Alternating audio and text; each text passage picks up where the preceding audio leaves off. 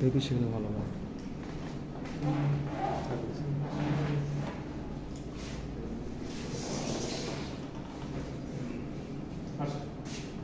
সবাই তো আজকে আমরা আসলে শুরু করতে যাচ্ছি এই সেমিস্টারে এবং সেগুলি সবচেয়ে ইম্পর্টেন্ট কোর্স আর কি ইলেকট্রিসিটি সামনে আগাতে চাই, ক্যারিয়ার করতে চাই, ঠিক আছে। তো ইলেকট্রনিক সম্পর্কে আইডিয়া সবার আছে, তাই না? ইলেকট্রনের সাথে যদি পাওয়ারটা অ্যাড হয়ে যায় সেক্ষেত্রে কি হচ্ছে, সেটা পাওয়ার ইলেকট্রনিক্স। এখন আমার কোশ্চেন হলো কি এটা, যে এর আগে ইলেকট্রনিক্সে পাওয়ার ছিল না,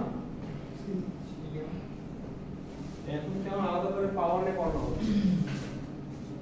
তুমি বলতে পারবে? মানে পাওয়ারটা কি, যে হলো কি এখন এত পাওয়ারফুল হয়ে গেছে যার জন্য আমরা আলাদা করে পাওয়ার প্রয়োগ করতেছি?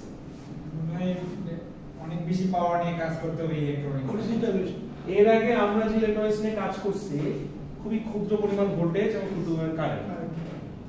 আমি যদি একটা বেসিক ট্রানজিস্টর ধরি, ছোট্ট একটা আইসি, ওই আইসি কে যদি আমি 1 ভোল্ট 2 ভোল্ট 3 ভোল্ট দিই ঠিক আছে, কিন্তু ওই আইসি কে যদি আমি হঠাৎ করে 15-20 ভোল্ট দিয়ে দিই, ওই আইসি কে কিন্তু কি করতে হবে, দাফন করে দিতে হবে, কারণ তার মানে ওই আইসি ডেড, ঠিক আছে, পুরো গন্ধ পাবে না।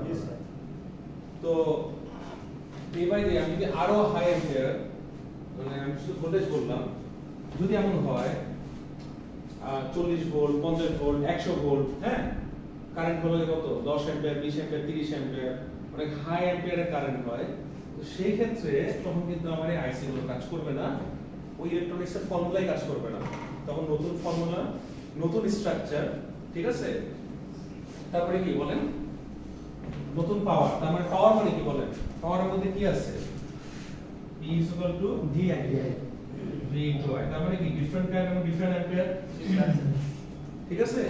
তো ইলেকট্রনিক্সটা তখনই পাওয়ারফুল হয় যখন আমরা হাই ভোল্টেজ এবং হাই অ্যাম্পিয়ারে কাজ করি। তো এই জন্য আলাদা করে ফোর্থ ইয়ারে এসে এই কোর্সটা একটু করা হয়েছে, কারণ 1900 আমরা জানি হলো কি রেভলিউশনটা কত সাল পর্যন্ত, 1940 থেকে শুরু করে 1980 বা 90 পর্যন্ত। এখন ডে বাই ডে কি হচ্ছে, আরো আপডেট হচ্ছে, ডিভাইসগুলো মডিফাই হচ্ছে, আইসি গুলো আরো কি শক্তিশালী করা হচ্ছে, বেশি কারেন্ট ধরে রাখতে পারতেছে, বেশি ভোল্টেজে কাজ করা যাচ্ছে, বুঝা গেছে। আমি যদি একটা বেসিক एग्जांपल দিই, যেমন একটা মোটর ড্রাইভার বা কন্ট্রোলার, ওখানে কি হয় বলেন, আমার মোটর যখন চলে নিশ্চয়ই 0.5 1 অ্যাম্পিয়ার 2 অ্যাম্পিয়ার চলে না, না। আমি একটা ইলেকট্রিক ভেহিকলের কথা চিন্তা করি, তাহলে কি এসি মোটর ডিসি মোটর বলেন তো ইলেকট্রিক ভেহিকলে কি মোটর, ডিসি মোটর। ইলেকট্রিক ভেহিকলটা চলে কি দিয়ে, ব্যাটারি কি এসি না ডিসি, ডিসি। তাহলে মোটর যেগুলো ইউজ করা হয়েছিল কি ডিসি নাকি এসি, ডিসি। ভেরি গুড, ওগুলো আসলে এসি মোটর, ঠিক আছে। ব্যাটারি সব ডিসি না স্যার, না ইনভার্টার। তো আমরা যদি ডিসি মোটর নিয়ে কাজ করি তাহলে কি হবে বলেন তো, আমার হাই টর্ক এবং ব্রাশলেস মোটরগুলো ওগুলো পুরোটাতে ভালো আউটপুট দেয় না ডিসির ক্ষেত্রে, আমাকে আলটিমেটলি এসি মোটর দিয়ে কাজ করতে হবে, বুঝা গেছে। তো এই মোটরগুলো অনেক পাওয়ারফুল এবং কয়েল অনেক স্ট্রং। তো যখন আমি এসি মোটর নিয়ে কাজ করব, এই এসি মোটরটাকে অপারেট করার জন্য কি লাগবে, আমার এসি কারেন্ট লাগবে, ফ্রিকোয়েন্সি লাগবে, ডিসি থেকে আনা সম্ভব না, তখন কি করতে হবে, একটা কনভার্টার ইউজ করতে হবে, কনভার্টার ইউজ করতে হবে, যে কনভার্টারটাকে আমরা নাম দিয়েছি ইনভার্টার, বুঝা গেছে। তো আলটিমেটলি আমার এই জিনিসটা আসলে এখানে এই জন্য লাগতেছে, ওই ইনভার্টারের জন্য আমার যে চিপসেট বা আইসি গুলো আছে সবই হলো কি high ampere high current draw করতে পারে, যেন ওই এসি মোটরটাকে কন্ট্রোল করতে পারে অপটিমাইজ ওয়েতে, বুঝা গেছে। তো এখানে কিন্তু এমন না যে আমি একটা ছোট ডায়োড ইউজ করলাম, হালকা করে ছোট করে রেকটিফাই করলাম, শেষ, হ্যাঁ। তো এখানে আমার যেমন আইজিবিটি, হ্যাঁ, এসআরসি, ট্রায়াক, ডায়াক, এগুলো তো আমার ছোট ছোট কারেন্টে চলবে না, হ্যাঁ। তো দেখা গেছে যে এই জন্যই আলটিমেটলি আমার পাওয়ার ইলেকট্রনিক্সের ইন্টিগ্রেশনটা আসে, হ্যাঁ। আচ্ছা, তো আমাদের কোর্স আউটলাইন আসলে আমরা অনেক কিছু শিখবো, কিন্তু মোটামুটি আমাদের যেটা একদম ম্যান্ডেটরি, যেমন কিছু কার্ভ, তারপরে হলো গিয়ে আমাদের বেসিকটা জানা, স্ট্রাকচারটা জানা, বিজেপি মসফেটটা কিভাবে ডে বাই ডে আপডেট করে আমরা পাওয়ার পরিস্থিতিকে ইন্টিগ্রেট করতে পারছি, এই জিনিসগুলো জানা। তো বেসিক আমি যেটা পাওয়ার ডায়োড দিকে যাই, তাহলে দেখেন তো বেসিক পাওয়ার ডায়োডের ক্ষেত্রে আমরা এর কিছু চেঞ্জের মাধ্যমে কি করি বলেন তো, স্ট্রাকচারে কিছু চেঞ্জ আনি, যাতে কি হয় সে হাই অ্যামাউন্ট অফ কারেন্ট এবং high amount of voltage draw করতে পারে, মানে অ্যাবজর্ব করতে পারে, এবং এতে করে কি যদি কোনো ভাবে পাওয়ারটা ইনক্রিজ হয়ে যায় তার জন্য হ্যান্ডলিং ক্যাপাসিটি বেশি হয়, হ্যাঁ, যেটা পুরো না যায়, নষ্ট না হয়ে যায়। তারপর দেখেন এখানে যে সেমিকন্ডাক্টর ইউজ করা হচ্ছে, এই সেমিকন্ডাক্টর যে ডায়োডগুলো আছে সেগুলো অবভিয়াসলি কি বলেন তো ফ্রি হুইলিং ডায়োড হতে হবে, এনার্জি ফিডব্যাক ভালো হতে হবে, এবং কি বিভিন্ন অ্যাপ্লিকেশনে আমাদের কাজে লাগবে। তারপর দেখেন এই যে পাওয়ার ডায়োডগুলো আছে, যে পি এন জংশন ডায়োডগুলো, তো এগুলো বেসিক্যালি বলেন তো লার্জার পাওয়ার হ্যান্ডলিং ক্যাপাসিটি থাকে। আগের পি এন জংশন এটা P N junction same, procedure same, কিন্তু স্ট্রাকচারে এমন এমন কিছু চেঞ্জ করছি যার জন্য এখন বেশি কারেন্ট নিতে পারে। বুঝা গেছে? আচ্ছা, তারপরে কি বলেন তো সুইচিং স্পিড অবশ্যই বেশি হতে হবে, কারণ সুইচিং স্পিড যদি বেশি না হয় আপনি কিন্তু কাজ করতে পারবেন না। ঠিক আছে? আপনি চিন্তা করে দেখেন, আপনি একটা কন্ট্রোল সিস্টেমের মধ্যে আপনি একটা আইজিবিটি ইউজ করছেন, তার যে সুইচিং স্পিড একটা বেসিক ফেট একদম লো লেভেলের, সেটা সুইচিং স্পিড কি সেম হবে বলেন? সেম হবে নাকি হবে না বলেন? আচ্ছা, তো এরকম আর কি। তো দেখা গেছে যে বিভিন্ন টাইপের পাওয়ার ডায়োড আছে, এই রিকভারি ক্যারেক্টারিস্টিক্স, মানে টেকনিক, ম্যানুফ্যাকচারিং, হ্যাঁ, ইন্টারনাল চেঞ্জেস, এটার উপর বেস করে আসলে কি হয় বলেন আমাদের এই পাওয়ার ডায়োডের ক্যাপাসিটি বৃদ্ধি পায়। তো ইন জেনারেল আমরা জেনারেল পারপাসের ক্ষেত্রে চেইন জংশন ডায়োড আছে, ফাস্ট রিকভারি ডায়োড আছে, আর কি শর্টকি ডায়োড আছে। আর শর্টকি ডায়োড আছে, এটা আমরা যখন হলো সলিড স্টেট করছেন তখন একটু নামটা চলে আসছে। আচ্ছা, ফার্স্ট এই প্রত্যেকটা ডায়োডই আমাদের ইম্পর্টেন্ট, এবং প্রত্যেকটা ডায়োড আমাদের রিয়েল লাইফে কাজে লাগে সামহাউ কোনো না কোনো ভাবে। ওকে, আচ্ছা, তো আমরা যদি কোনো লো ফ্রিকোয়েন্সিতে কাজ করি, যে ফ্রিকোয়েন্সিটা অনেক লো, হ্যাঁ, লো ফ্রিকোয়েন্সি যে অ্যাপ্লিকেশন গুলো আছে, তো এগুলোর অ্যাপ্লিকেশন ক্ষেত্রে আমাদের কি লাগে, তাদের আসলে ultimately high reverse recovery current time লাগে, বুঝতে পারছেন? রিভার্স রিকভারি কারেন্ট টাইমটা একটু হাই হয়, and at low operating frequencies these diodes are capable of handling currents from low level to high level, like 50 volt থেকে 5000 ভোল্ট, বুঝতেছেন? 5000 volt মানে কত ভোল্টেজ? 50 ভোল্ট। আপনারা কাজ করছেন 2-3 ভোল্ট দিয়ে, এখন ভোল্টেজ দেখেন বেড়ে কত হয়ে গেছে, 50 ভোল্ট। ঠিক আছে, 50 ভোল্ট থেকে 5000 ভোল্ট, এখানে মানে কত হাই ভোল্টেজের কাজ। ঠিক আছে, আচ্ছা, তো এটাই আর কি। আমি যদি একটু সামনের দিকে যাই, আমি যদি ফার্স্ট রিকভারি ডায়োডের ক্ষেত্রে যাই, খেয়াল করে দেখেন এদের যে লো রিকভারি টাইমটা আর কি, যে রিকভারি টাইম, এটা জেনারেল ডায়োডের সাথে কম্পেয়ার করা যায়, তবে এদের যে টার্ন অফ মিলি মোডটা আছে, হ্যাঁ, এবং যে হাই ফ্রিকোয়েন্সি অ্যাপ্লিকেশন গুলো আছে, like diode converter, DC AC, বলে ডিসি এসি হলে কি হবে? এই কনভার্টারে কি বলা হয়? ইনভার্টার বলা হয় না? তার মানে কি এটা একটা কনভার্টার। এখন আমাকে বলেন ফার্স্ট রিকভারি আর জেনারেল মধ্যে পার্থক্যটা কোথায়? দুটো একই, কিন্তু টার্ন অফ এর যে কুইকলি, মানে আপনার টার্ন অন টার্ন অফ এই যে সুইচিংটা যেটা হচ্ছে, এটা কি বেটার না এখান থেকে? আর কি আমি যদি একটা ইনভার্টার বানাই, আমি কি জেনারেল ডায়োড ইউজ করব নাকি ফার্স্ট রিকভারি ডায়োড ইউজ করব? মনে দেন নাকি, তাই না? আমি যদি একটা ইনভার্টার বানাতে চাই, তো সেখান থেকে আমি ফার্স্ট রিকভারি ডায়োডের যে বৈশিষ্ট্যগুলো আছে এই লেভেলে কোন ডায়োড নিব নাকি জেনারেল ডায়োড নিব?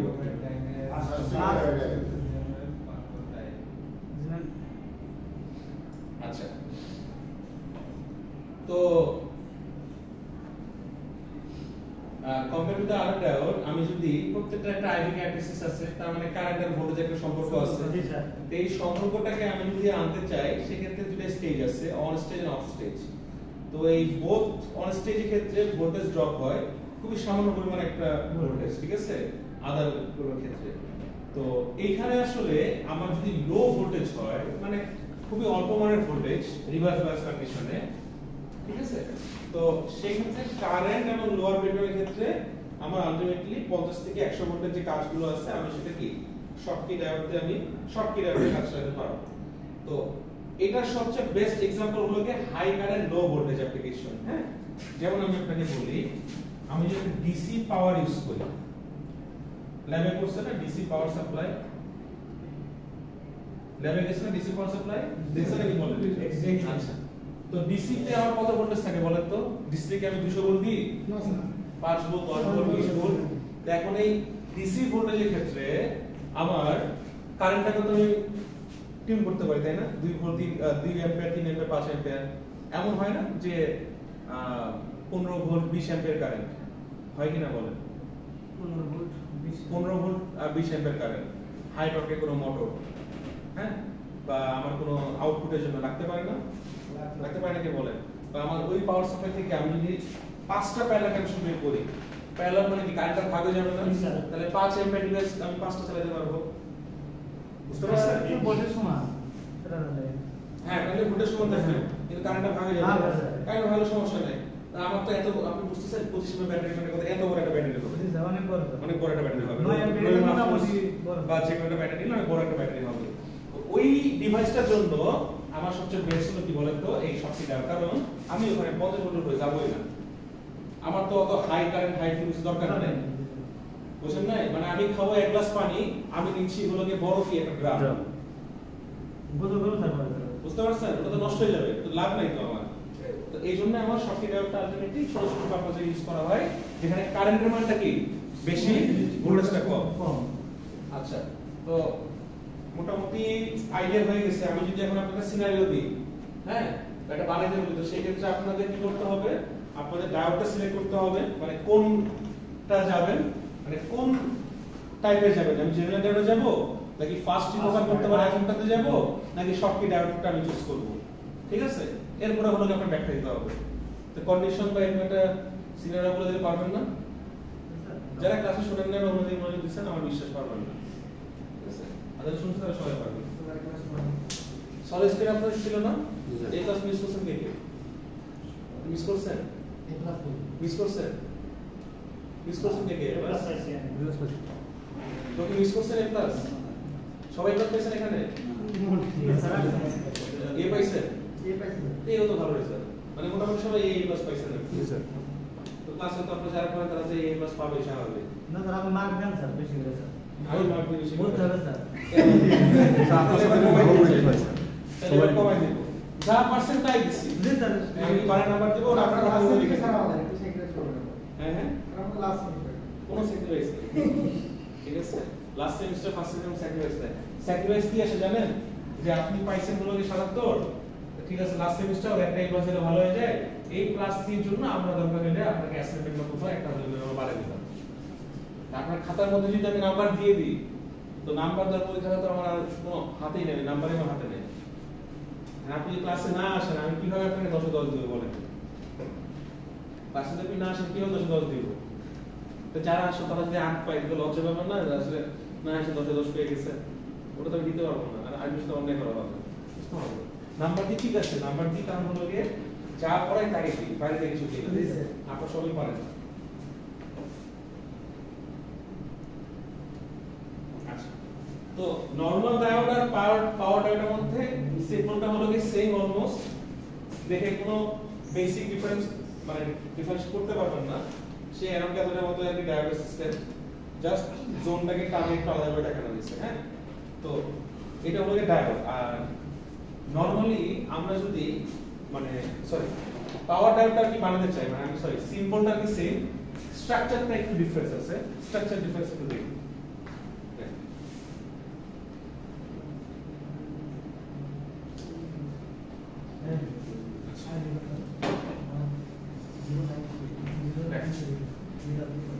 স্ট্রাকচারে কি কিছু দেখেন তো?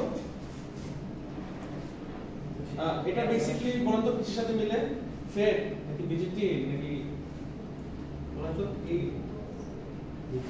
কোথায় পড়ছেন এগুলো? বিজিটিতে পড়ছেন। কি থাকে? গেট, তারপর আর কি থাকে?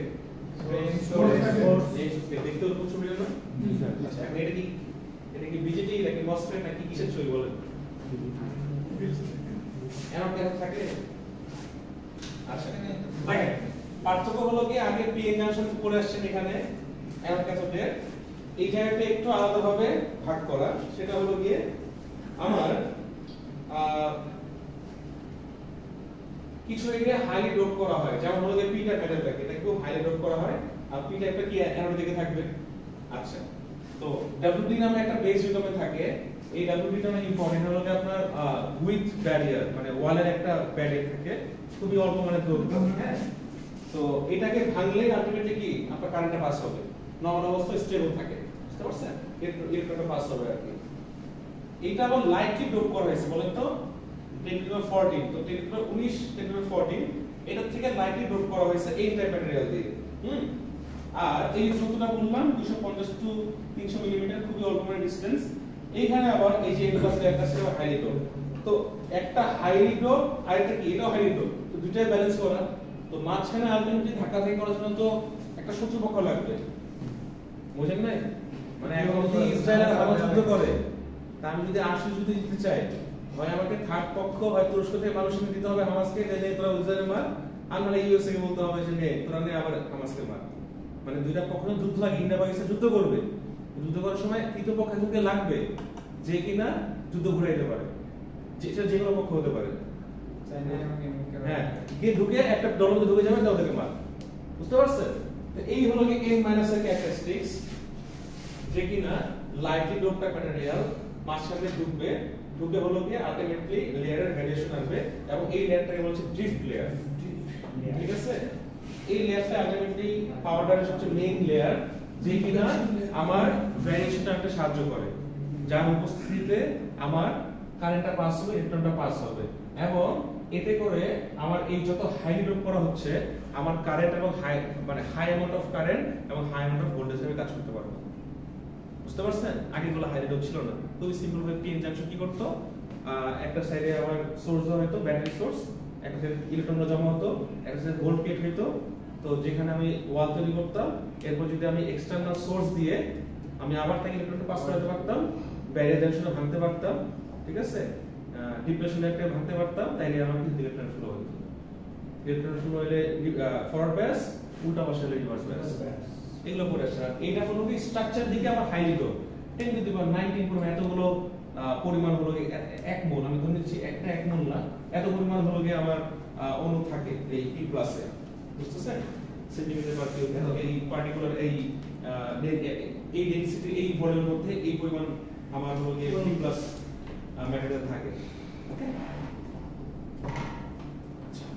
তো এই যে বেসিক ভার্টিক্যালি ওরিয়েন্টেড স্ট্রাকচারটা আছে এটা হলো কি পাওয়ার ট্রাইবের মধ্যে তো এইটা হলো গিয়ে সারফেস এরিয়া বাড়ানোর জন্য এই দেখেন forward current and reduce the forward resistance on state proper power dissipation তার মানে আমার এই সারফেস এরিয়াটাকে বাড়ানো ফরওয়ার্ড কারেন্টের জন্য আমার সামনের মুখে যে কারেন্টটাকে এটাকে ইনক্রিজ করতে আমার এই পাওয়ারটা দরকার এবং এর যে রেজিস্ট্যান্স আছে এবং অন স্টেটটা আছে দুটো স্টেট বললাম না অন একটা অফ অন স্টেটের ক্ষেত্রে পাওয়ার ডিসিপেশন যেটা হবে এটা হলো আমার এই লেয়ার থেকে হবে এই যে n মাইনাস এর লেয়ারটা এটাকে ড্রিফট লেয়ার বলা হচ্ছে ওর কাজটা কি আসলে দেখি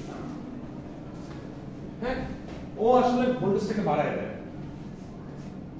ওই আসলে হ্যান্ডিক্যাপসে বাড়ায় দেয় মাঝখানে যে ড্রিফট লেয়ারটা আছে ওর বড় একটা ইম্পর্টেন্স আছে ও কি করে ও হ্যান্ডিক্যাপসিটি বাড়ায় দেয় এই যে রিভার্স যে ব্রেকডাউনটা আছে এটা কন্ট্রোল করে হ্যাঁ if we need higher reverse breakdown or voltage then we need thicker WD আমি বুঝতে পারছি এই WD টা যত মোটা হবে বললাম না একটা স্পেশাল লেয়ার একটা ওয়ালের লেয়ার এই লেয়ারটা যত মোটা হবে তত এই রিভার্স ব্রেকডাউনটাকে আটকাতে পারবে মানে সোজা বাংলায় বলতে হলো গিয়ে আয়রন ডোম বুঝতে পারছেন আপনি যত সুন্দর সিস্টেম বানাতে পারবেন যত বোমাবাজি করেন আপনার উপর লাভ নাই ও ধ্বংস করে দিবে এখানে আলটিমেটলি এই লেয়ারটা যত মোটা হবে WD ও কিভাবে বলেন ও রিভার্স তত ব্রেকডাউনটাকে ব্যালেন্স করতে পারবে হ্যাঁ রিভার্স ব্রেকডাউনটাকে ব্যালেন্স করতে পারবে এবং হায়ার রিভার্স ব্রেকডাউনটাকে কাজ করতে পারবে আচ্ছা due to low doping of drift layer drift low doping না 10^19 ছিল এটা কত 14 না আচ্ছা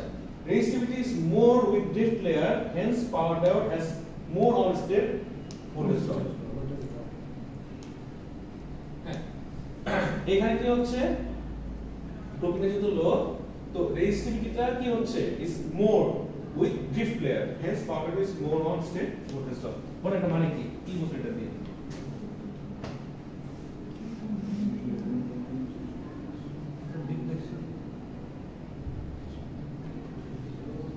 আমার যদি রেজিস্ট্যান্স বাড়ে যায় distributed more তাইলে কি আমার অন স্টেট বাড়বে না কমবে?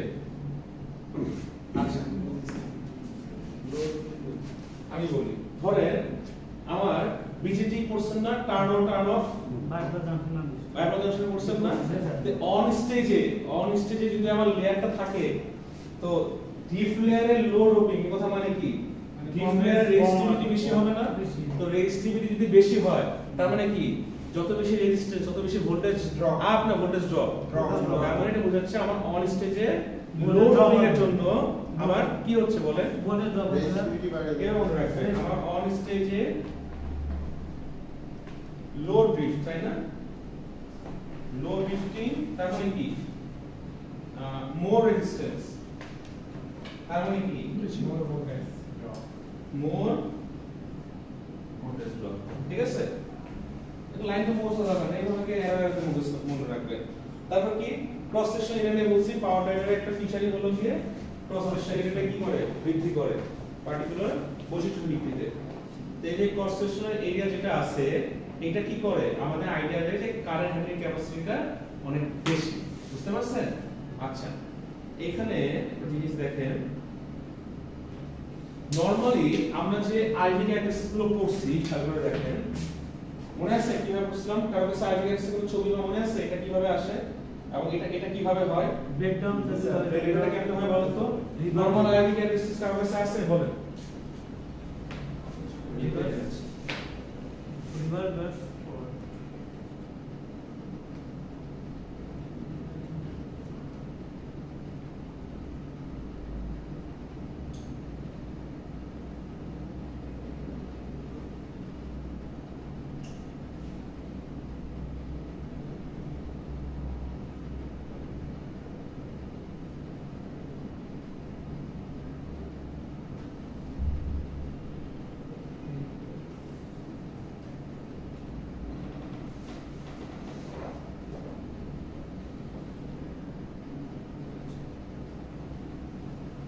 এই দেখেন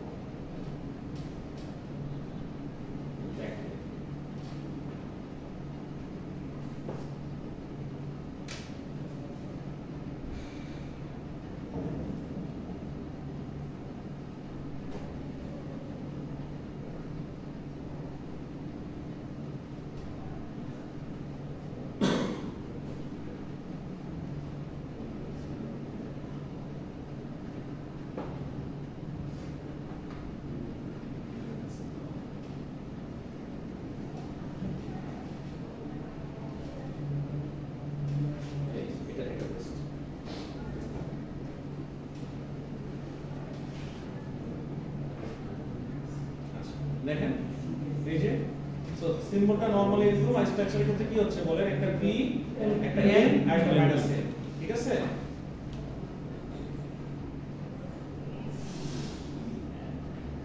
কি হচ্ছে বলেন একটা p একটা n একটা মাইনাস n আচ্ছা এটা হলো লেয়ার তার মানে একটা বাম একটা ডান তার মানে আমরা একটু আগে p দেখে দেখলাম এই যে অ্যানোড হ্যাঁ এটা কি p plus n minus n plus এটা ক্যাথোড তাই না এটা ড্রিফট লেয়ার প্লিজ কথা বলুন এটা ড্রিফট লেয়ার তারপর কি এখানে একটা WD আছে এটা হলো 50 থেকে কত জানি 300 মিলিমিটার 200 এখানে একটা WD আছে WD মানে দেখা যাচ্ছে না বলেন তো এই পুরোটা বুঝতে পারছেন একটা হলো গিয়ে একটু ডিসটেন্স আর আরেকটা হলো গিয়ে এই ডিসটেন্সটা এই ডিসটেন্সটা এই পুরোটা আমি বুঝতে পারছি আচ্ছা তো এটা আর বের করতে বলছে এখন মানে এটা আমরা এখানে স্ট্রাকচারে দেখতেছি এই গ্রাফ যেটা আছে দেখেন এই টার্মিনাল এই যেটা বললাম না 250 থেকে 300 মিলিমিটার হ্যান্ডেল এই সবই লেখা আছে এখানে মাঝখানে WD আর কি আচ্ছা এই দেখেন সিগন্যাল ডায়োড আর এটার মধ্যে পার্থক্যটা কি হ্যাঁ সিগন্যাল ডায়োডটা কিন্তু এখানে শেষ হয়ে গেছে রিভার্স স্যাচুরেশন কারেন্টটা ভাগ করে নেমে গেছে ওকে সিগন্যাল ডায়োড দেখেন একটু শেষ কিন্তু পাওয়ার ড্রাইভটা কি বলেন তো, এটা কি ভোল্টেজের রেঞ্জ না? জি স্যার। নরমাল থেকে ভোল্টেজটা বেশি আসছে না, দেখেন তো নরমাল সেশনটা এটা কি আরো বেড়ে গেছে না? আচ্ছা এদিকে দেখেন তো মাইনাস ভোল্টেজ যেটা কি আমার আরো বেশি কারেন্ট বা রিভার্স লাইনে কাজ করতে পারছি না, ও আরো কি এটাকে এই পর্যন্ত এক্সটেন্ড করছে না? তার মানে কি আমার আগে রিভার্স সাইকেশনে এই পর্যন্ত শেষ, এরপরে যদি ব্যাটারি একটু টান দেয় ও উল্টা দিকে ঘোরা শুরু করবে, কিন্তু এই টানতে টানতে এই পর্যন্ত চলে আসছে, মানে এই পর্যন্ত সে নিজেকে হোল্ড করে রাখতে পারছে, আর এটা হলো কি এই পর্যন্ত নিজেকে হোল্ড করে রাখতে পারছে। তার মানে পাওয়ার ডায়োডের ক্যাপাসিটি ভোল্টেজ এবং কারেন্ট টু পাস দিয়ে আমার কি হইছে। এখন কি ভোল্টেজ মানে কারেন্ট, কারেন্ট মানে ভোল্টেজ, তো ভোল্টেজ যদি আমার এখানে ইনক্রিজ হয় তবে কারেন্টটা কি ওই লেয়ার বরাবর উপরে উঠবে না, এবং এই বছর যদি হয় তাহলে কি ওই ভোল্টেজ বরাবরটা নিচে নামবে না, পিভিআর মানে ব্রেকডাউন। তো এটাই এখানে বলানো হয়েছে, বুঝতে পারছেন? সেম জিনিস জাস্ট এই যে এখন আমি যদি এটা হয় তাহলে কারেন্ট এখানে বেশি পাচ্ছি, মানে এটা যদি ধরেন 20 ভোল্ট হয় -20, লেটস এটা -20, মানে আরো বেশি টাকা হোল্ড করতে পারতেছে। এটা যদি ধরেন হলো কি 5 ভোল্ট হয়, আমি এটা কি 10 ভোল্ট, 10 ভোল্টে যদি আমি এই কারেন্টটা পাই তাহলে আমার কারেন্টটা আরো বেড়ে গেল না? আচ্ছা, তো আলটিমেটলি আমার সিগন্যাল ডায়োড আর পাওয়ার ডায়োডের মধ্যে একটা বেসিক পার্থক্য। এটা তো আরো অনেক বড় হবে, অনেক স্ট্রাকচারাল ব্যাপার আছে, এটাকে নিয়ে আরো ডিটেইলসে কাজ করা যাবে, ঠিক আছে? তো এই যে আমি যে রিকভারি টাইম রিকভারি ক্যারেক্টারিস্টিক্স করতেছি, এটা হলো যে আলটিমেটলি আমার ওই ফ্রিকোয়েন্সিটাকে আমি কত গুণ বা ওই পালসটাকে আমি কিভাবে মডিফাই করতে পারি, হ্যাঁ? এটা হলো যে আমাদের রিকভারি টাইম। ডিটেইলসে আরো অনেক কিছু করা যাবে, কিছু আছে এস ফ্যাক্টর আছে ডায়োডে। তো মোটামুটি এই লিংকটা আমি শেয়ার করে দিচ্ছি।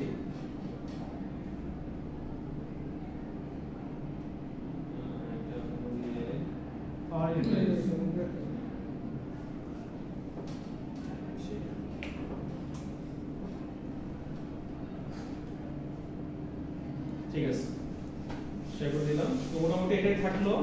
আর হলো গিয়ে আমরা নেক্সট ক্লাসে, আচ্ছা এটা শেষ করছি না? শেষ করছি তাই না?